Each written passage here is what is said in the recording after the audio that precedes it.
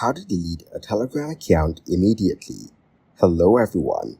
In this video, I will show you how to delete a Telegram account immediately. First, open Settings on your iPhone. Then scroll down and tap on Apps.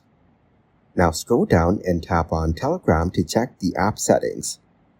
After that, go back and tap on General. Next, tap on iPhone Storage. Scroll down and tap on Telegram. Now, tap on Delete App to remove it completely from your iPhone. You can also choose Offload App if you want to keep the app data but free up storage.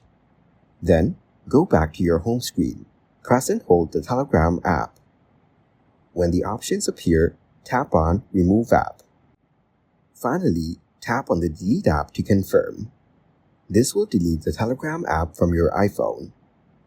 Thank you guys for watching this video. Hope you got some value. Make sure to like the video and subscribe to the channel to get notified of new videos.